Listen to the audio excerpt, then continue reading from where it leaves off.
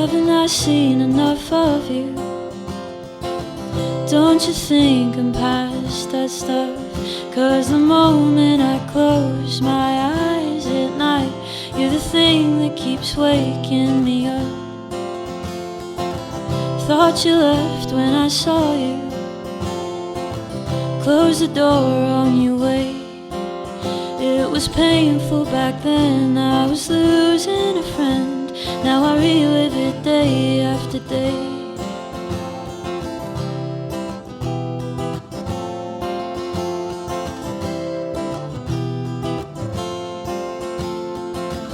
I can see how time rushes. You were the sweetest of crush.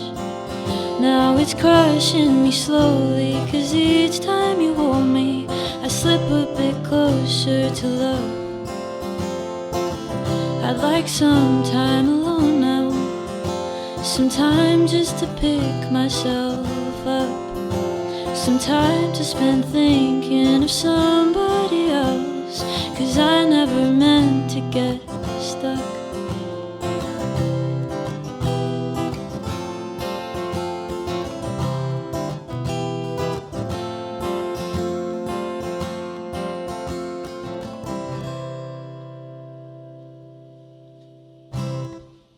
How did you get into the industry then? Because you're very similar to me. We're in the same kind of bubble. We do the originals, we do the covers. Yeah.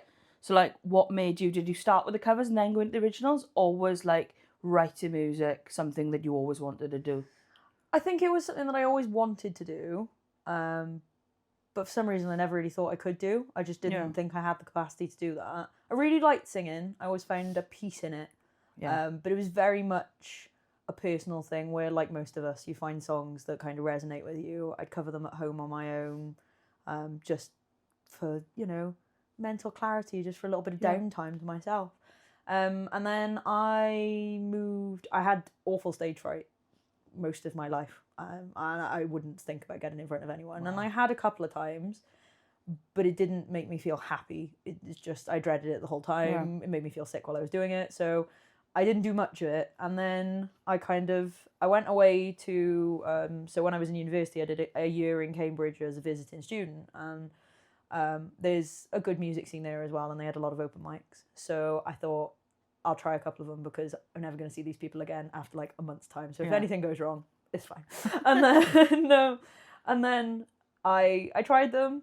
And at first that stage fright was there, but over time, the friends that you make there, I realised what a community there is in music, and I made some great friends, and I kept going back, and that stage fright started to kind of just disappear. How amazing is that? And I don't really know. I think it was because I found the love for it instead, with people. Yeah. Like the community feel in it. I always just felt like people were just watching you, but they're not. They're there to be part of it. Yeah.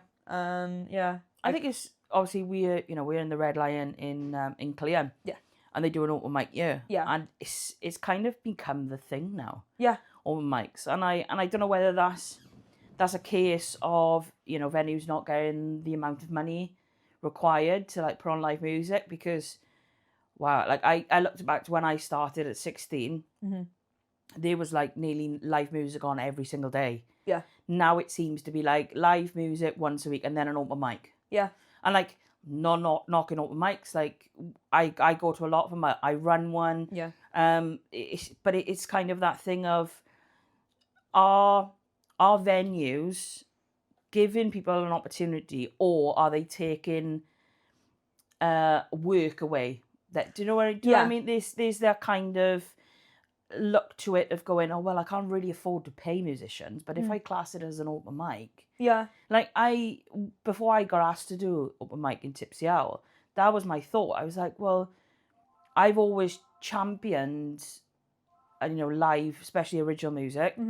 Like, am I taking that opportunity away, like a paying opportunity? Yeah. But then when I started it up, and I started going to a few others around South Wales, I kind of realised what it's all about. Yeah. It's about, like you said, about that community. And it's about all these artists kind of coming together, Yeah. So what is the Red Lion one like? Because I've never been. It's really fun. Again, I would say a fantastic sense of community. Yeah. All of the musicians who play, really lovely. And again, you come into an atmosphere where everyone's kind of friends with each other. You kind of have all seen each other. And you run in the same music circles, which is lovely. So you're all comfortable. And the people who are there who aren't playing are there because they genuinely enjoy listening to music and seeing what people have to offer, finding something new. And there's a lot of regulars, and they come back again and again to come and watch the open mics. Yeah, so cool. yeah, it's a really lovely atmosphere. I enjoy it. I like that. They so like again, this place, like even when I play here, and I know you gig here as well. Yeah.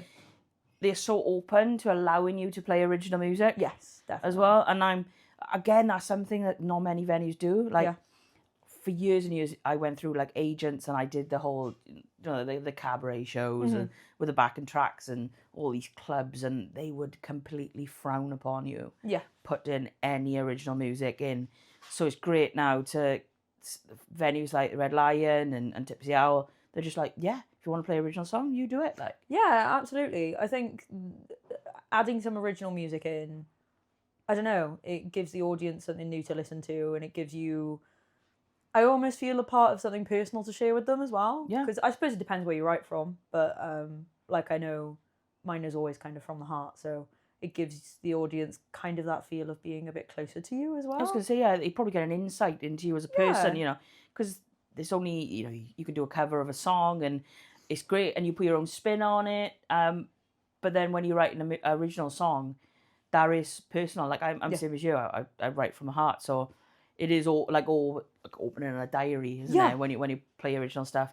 So you've just released your first song. So August. Yeah, August is gone. Yeah. Was my my release of my first single, which I'm super excited about. I just, like I said to you at the beginning, I didn't think that would ever come for me. I thought it would just be covers. But yeah, I really enjoyed that, and I have another one that I'm working on at the moment, which, I'm very excited about releasing, and I'm hoping that's going to be the beginning of the new year. And while it might not be the best job ever, it will be self-produced, so you learn new skills along the way as well, I suppose. Absolutely.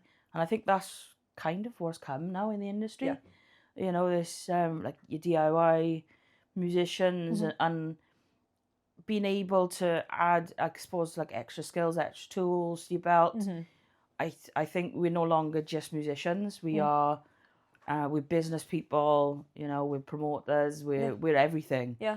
And I suppose that can get you down sometimes. I don't know your feelings about it, but it can be a lot. Yes, it varies. I think sometimes it's the most fun ever because you're like, I'm learning all of these skills, and it stops you from having one thing to do all the time. So you've got all of these different things to do, and like you said, that's great until it gets to the point where you're dealing with so much. You're doing everything. Yeah, I need a week. But yeah, most of the time it's really fun and it's great organising. And I do think as well, when you take control of most of it yourself, like the booking and the organising and everything, you meet so many amazing people that aren't even musicians. They're just part of the process. Yeah. And yeah, it's just fantastic. New friends for life in every place you go is lovely. So what are some of the favourite places that you've played? Well, another one of my favourites is the Tipsy Owl. That you mentioned. I don't know, there's so many. This is definitely one of my favourites for the reason I said to you. I'm just trying to think. I really enjoy Barcode in Newport. Yeah, I've heard of that one, yeah. That is a lot of fun. So there's an open mic there run for December. It's Wednesdays. But in the new year, every Friday. And they book a lot of artists. But the atmosphere in there is lovely. And it's a massive place. And again, it makes a massive difference. The people who own the place, so friendly. Oh, 100%. The amount of places that I've been to over the years where you walk in and you're like, where am I set up to? And it's like, over there. Well, yeah, you go in excited and you're like, hiya, where lights am I setting up? I'm meant to be singing for you today. And you get like nothing. And you're like, yeah. And every time you're like, okay, I know what this type of place is going to be like. Yeah. We walk into the Red Lion into here and people are like, obviously, once you've been here once, then you know where you're setting up, know. But everyone's like, and then, because, it's a relatively small place, but like all the regulars there, so it's like, as you literally walking down. Trying to greet everyone with all your stuff. Yeah, it's like, but it's nice. I love that, and I've gone from, I think, a probably complete opposite to where I started gigging, like where it was, 200, 300 people, like venues, like really big halls. Yeah. With like the band and everything, and it's so impersonal. Yeah. And it was so draining because you would carry so much equipment in, you'd sing and you'd get out, and you just feel like you've made no connection.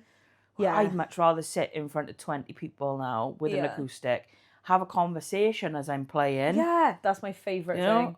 And people say to me, like, obviously most of the time I'll have my phone with like chords and tabs and stuff on. Yeah. Because I'm like, just shout a song out. What do you want? What do you want? And someone will shout it out, and I'll be like, and I go, right, yeah, I think I know that. Maybe. I was like, oh no, right. So I'll flick up, and I was like, right, okay, it's in that key, like, great, whatever, and I'll play it because I find that so much fun. Yeah, so different, And don't get me wrong, there are some venues where you can't really do that because the audience don't engage. But this place, I love it. Yeah, it does vary. It's kind of a read the room thing. Yeah. But yeah, some places you go in, like you said, and you can tell just by the vibe of the place, you're like, I'm just going to stand in the corner and sing my songs, and that's all that's expected of me here. And I'm going to take my money and I'm going to go. And that's all they want of me. And to be honest, they, there's some places who I think maybe don't like you interacting quite as much. Yeah. I think they kind of see it as a bad thing. Which I suppose is fair in some venues. They know their own clientele. But I do think my favourite thing is, like you said, in between songs, having a little bit of a chat with someone, someone shouting something out, and just. I say at the start of the gig, I'm like, don't be polite. If you want a song, just shout it out. Yeah. I'll respond. Yeah, yeah. I mean, I do love that, and I always think in the break in between sets, I always try to make a point of going and speaking to people, dropping some cards off. But not so much dropping cards off because those people particularly need business cards. I just think it's a good icebreaker. It's just nice. You go up to people and, you go with cards, but at the same time you leave with a really nice conversation about their music taste. You find out about everything they like. And, it's great. I just love it. The sense of... I love having a chat because then you get a sense of that person, what they like. So then the next time you come and you clock that they are here, you can be like, right, I remember that person like so-and-so, or this song, like, and you can play it then, and then it's kind of that thing of they really listened to me like the last time they were here and they had a conversation. Yeah, like I so much prefer that now than the days of just rocking up to a venue, playing and going. Like, I find that, like, I'm not really a people person either, which is hilarious. My family do find it funny because they're like, the job you're in, you are literally dealing with people every minute of every day. And I'm like, I know, but it's by choice. Yeah. Whereas sometimes, you go to a gig and that is forced upon you. Yeah. And I'm good in that scenario, but I could take or leave people in my kind of normal life, in my day-to-day life. So it's kind of funny that now I actually want that interaction. It makes me feel like what I'm doing is worthwhile. I think that was more of the case of the gigs that you turn up and just sing. It's kind of a bit like, why am I doing this? Like, someone else could do this. Like, well, yeah, sometimes, like, I don't know whether you've played gigs like that, but sometimes it's to the point where you think, I think this place could have just done with putting a CD on. Because no one's even really bothered that you're CDs for anyone that is young enough. It's like little silver thing. Just chuck on anything. But I think sometimes people just don't even know that you're there. But I think it teaches you a lot of life skills as well, because you never really know exactly what you're turning up to when you get to a venue. And while you know the general vibe of the place, like, I know that I'm always going to have a good time here, and I know that I'm always going to have a good time in, like, the Tipsy Owl. Even that, every gig is different. Oh, yeah. They're all slightly different. They're all a slightly different audience. But I was going to say as well, like, you were saying about how you're not usually a people person, but you like speaking to people in this setting. Do you find that that's because, I think I definitely do, it's because I'm speaking to people about music? So, like, my favourite thing. Yeah.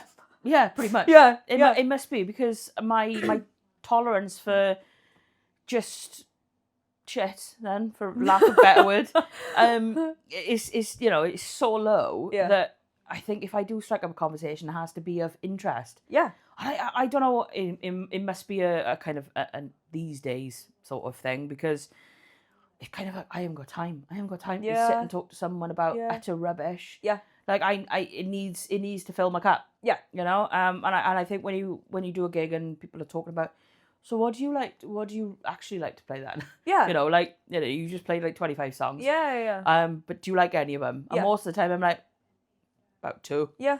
And they're like, oh, well, what would you rather play? And I'm like, well, I don't know really. Yeah. Like, it's one of those things. I think if someone gave me a choice, perhaps I'd play like 50% country music, and then probably like 25% kind of like a rock sort of music, and then maybe 25% my own stuff. Yeah. But I'm like, that doesn't fly everywhere. Like my set list is so varied. It goes from like 50s swing to country music to like Taylor Swift to Bon Jovi to, you know, Queen. It's like everything. Yeah. But that's what people love. Like, that's probably the number one comment I get every time. It's like, your set is like so varied. There's something for everyone. I'm like, yeah, I know. Isn't it the best compliment though? It is. Like when you really like music, and I don't just mean playing it, I mean listening to it. It's the best compliment ever when you get off and someone says to you that set list was fantastic. Yeah. Don't even tell me I sing well. I don't mind. Just tell me my set list. Like most of it's like, oh, they were like, I loved every single song. Oh my God, that was like, I'm like, that's the best compliment ever. Because I'm like, there's so many good singers. There's so many great guitar players out there. Yeah. And I genuinely do think sometimes their set list can make or break them. Definitely, 100%. Because it dictates whether people listen to you or not. 100%. People aren't interested in what you're singing, then whether you're good or not, 100%.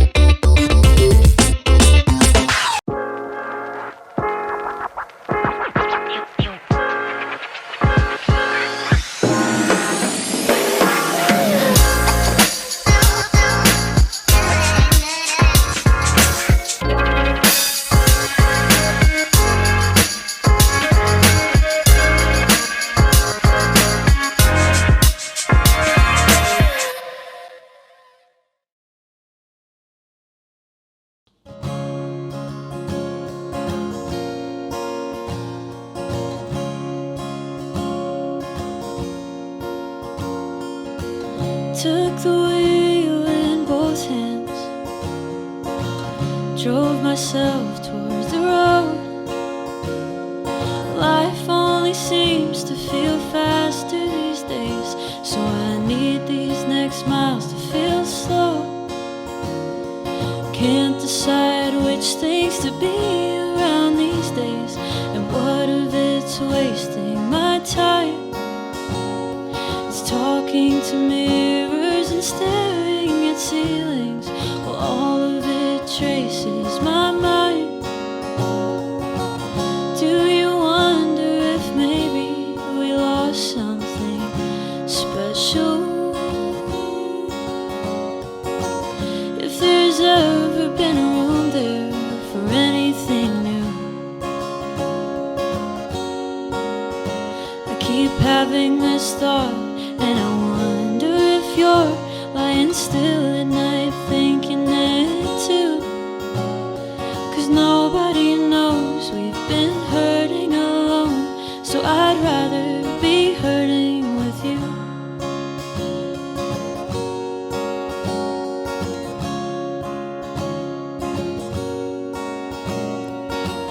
Woke alone here this morning, but sometimes I still hear your voice.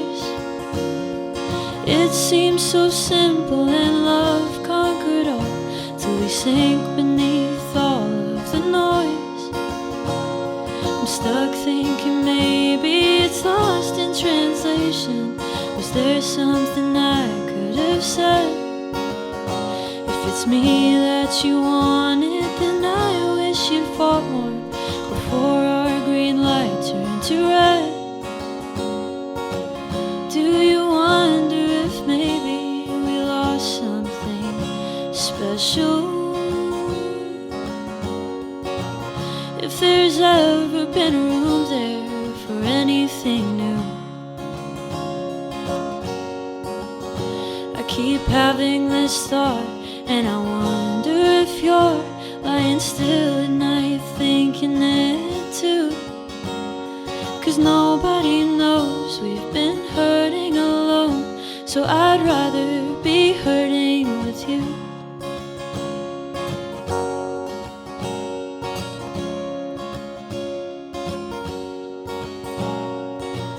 Do you wonder if maybe we lost something special? Was there good enough reason to face this alone? When you were around, there was height to the ground, but without you, I'm just feeling low. I know we've lost time, you may not still be mine. Would you want me if I came back home?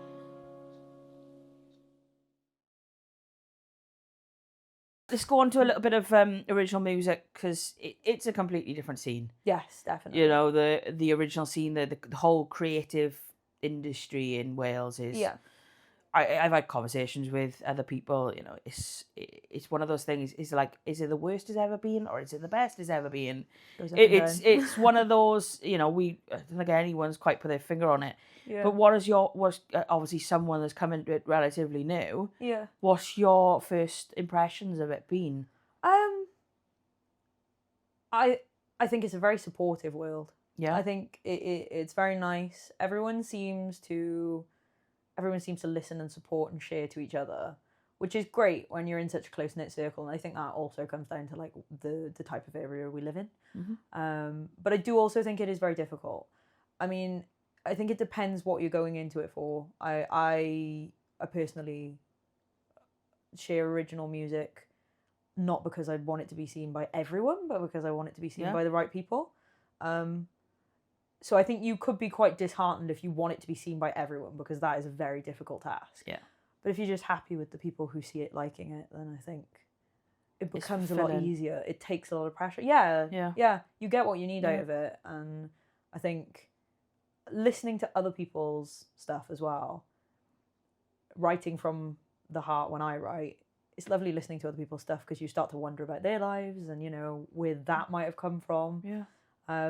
So again, it's a whole different sense of community. It's not just the people who you go to bars and they love music, but it's sharing space with the people who not only love music, but write it as well. Yeah. Are you collabing with anyone at the moment? Do you? Yes, actually. Yeah? Yeah, Nice. yeah. So I've got one in the works that I'll be releasing myself, and then releasing a second version with someone else. So yes, that's super exciting. So yeah, the one that we're collabing on, he wrote like a second verse for, and then we're sharing the third verse.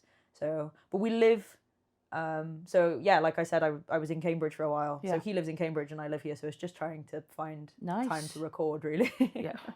Again, that's another thing, is financially it's so difficult to release music. Like I have obviously I run TIWN and understand that we know we've got to charge for services, but how our prices compared to other people is insane.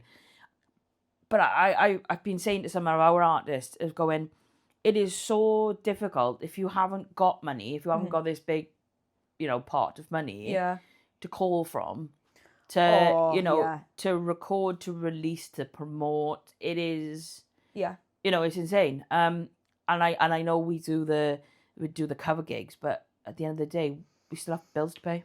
Well, yeah. I mean, the majority of that goes towards life, and if you're lucky, you get to use some of it on creativity. I mean, I've been lucky so far. So my first single that I released, I collabed on that one, not in the sense of writing it, but in producing it. I had a very good friend of mine who was very good at what he does, a great musician, and he knew a lot more about producing than I did. So he produced that for me, and I was so unbelievably happy with it. So I was very lucky in that sense. But past that point, I think it's like you said about that pot of money. Like, I want to self-produce now because financially, I have to at the moment. But it gives you a lot more creative freedom, which is nice. It does, yeah. But you do have to have the money to start it in the first place. You have to have the money to fund the gear to do that.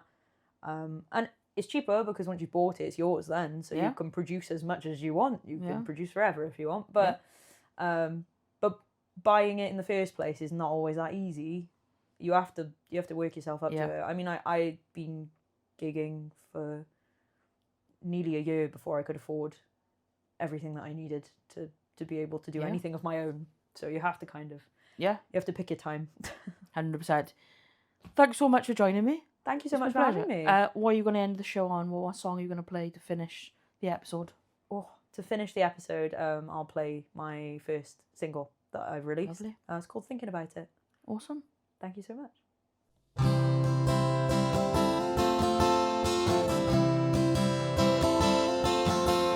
We need to talk, 'cause things ain't working like I thought. Nothing's changed, but our worlds are miles apart. I'm worried that the feeling of peace when you hold me isn't enough to fix what you told me. But I pray to God it is, if we could just talk about it.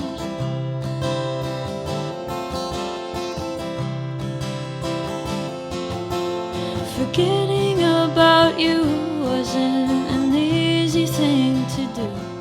Broke my heart, but I can't tell you that truth. Nothing's gonna change, and I think that you trust me. If I said I'll miss you, baby, I'm sorry. So I'll have to leave your kiss. I just can't talk about it.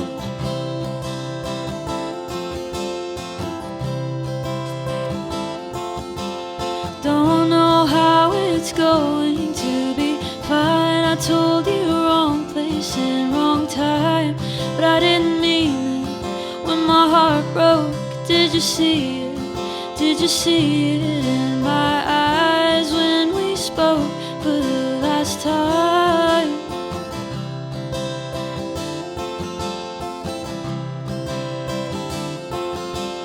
We never really talked. We moved away and found new starts. Words were said, but there's a